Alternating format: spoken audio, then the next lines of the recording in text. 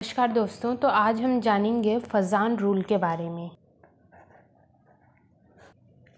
ये दो टर्म समझ लेते हैं, पोलराइजिंग पावर और polarisability.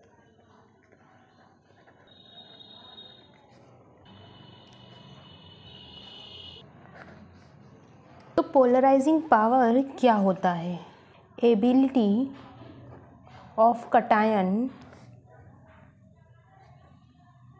To distract the anion, ये होता है हमारा पोलराइजिंग पावर। अगर हम एग्जाम्पल के तौर पे देखें तो NaCl का हम एग्जाम्पल, Na का मतलब होता है सोडियम और Cl का मतलब होता है क्लोरीन। यानी कि सोडियम जो है वो डिस्ट्रक्ट कर रहा है क्लोरीन को। Sodium is distracted by chlorine. Polarisability का क्या मतलब होता है? Tendency of anion to become polarised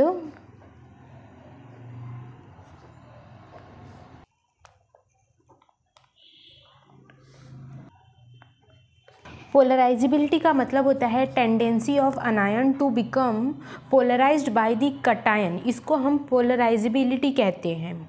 जैसे कि हम जानते हैं कटायन पे प्लस चार्ज होता है और अनायन पे नेगेटिव चार्ज होता है। तो हमारा Na जो है वो प्लस चार्ज है और Cl जो है वो हमारा नेगेटिव चार्ज है। तो पोलराइजिंग पावर में हमने देखा एबिलिटी ऑफ कटायन, कि कटायन अपनी तरफ अनायन को किस एबिलिटी से खींच सकता है, जबकि पोलराइजिंग पावर में ये हम देखेंगे कि टेंडेंसी ऑफ अनायन देखेंगे हम। फजान रूल, तो फजान रूल सबसे पहले देखेंगे कि हम यूज़ क्यों करते हैं। प्रिडिक्ट करने के लिए यूज़ किया जाता है फजान रूल को कि किसी भी केमिकल बॉन्ड में कोवेलेंट बॉन्ड है या आयोनिक बॉन्ड है, ये फाइंड आउट करने के लिए हम फजान रूल को यूज़ करते हैं। डिपेंडेंसी जो है वो कभी कभी चार्ज और साइज़ दोनों के रिस्पेक्ट में हो सकती है।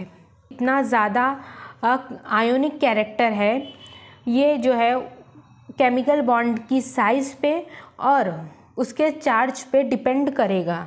तो फजान रूल जो है वो आयोनिक कैरेक्टर को फाइंड आउट करने में मदद करता है। Ionic character is greater in covalent bond when LaSC large अनायन और स्मॉल कटायन। अगर किसी भी केमिकल कंपाउंड में लार्ज अनायन हुआ और स्मॉल कटायन हुआ तो उसमें आयोनिक कैरेक्टर सबसे ज़्यादा होगा, यानी कि फजान रूल लगेगा। आयन पे हमेशा प्लस चार्ज आता है और कटायन पे हमेशा नेगेटिव चार्ज आता है। एग्जाम्पल हम देख ले रहे हैं Cu2Cl2 और NaCl। जैसे कि हम जान रहे हैं दोनों में आयोनिक कैरेक्टर लग रहा है, पर किस में आयोनिक कैरेक्टर ज़्यादा लगेगा? Cu यानी कि कॉपर, इस पे प्लस चार्ज आएगा, Cl इस पे माइनस चार्ज आएगा, Na इस पे प्लस चार्ज आएगा, Cl इस पे माइनस चार्ज आएगा।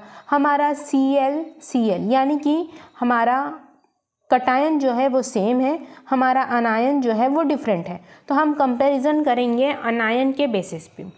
तो Cu को हम जानते हैं कि ये नॉन नोबल गैस है और ये Na जो है वो नोबल गैस है। इसलिए नोबल गैस जो है उसका आयोनिक कैरेक्टर ज़्यादा होता है, इसलिए CuCl2 का ग्रेटर देन NaCl होगा। दूसरा कंपाउंड हम देख लेते हैं FeCl2 और FeCl3। Cl2 भी आयोनिक कंपाउंड है और FeCl3 भी आयोनिक कंपाउंड है। दोनों भी आयोनिक कंपाउंड है, पर किसमें ज़्यादा आयोनिक कैरेक्टर है? तो Fe जो है हमारा वो प्लस है, यानी कि हमारा अनायन है और ये हमारा कटायन है। इसमें भी हमारा ये अनायन है और ये हमारा कटायन है। कटायन हमारा सेम है। अब हम कंपैरिजन करेंगे अनायन के बीच में। तो यहाँ पे हम जैसे कि देख रहे हैं, यहाँ पे Cl2 है तो Fe2 चार्ज आएगा। यहाँ पे Cl3 है तो यहाँ पे +3 चार्ज आएगा। तो Fe+2 इसका और इसका Fe+3। जैसे कि मैंने आपको रूल बताया था कि लार्ज अनायन होना चाहिए और स्मॉल कटायन होना चाहिए। तो हमारा कटायन जो है वो सेम है, अनायन जो है वो डिफरेंट है। तो जिसका लार्ज अनायन होगा वो ज़्यादा आयोनिक कैरेक्टर कैरी करेगा। तो लार्ज अनायन होगा।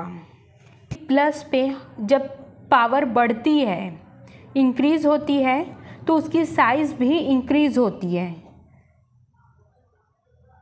और माइनस पे जब पावर इंक्रीज़ होती है तो उसकी साइज़ डिक्रीज़ होती है।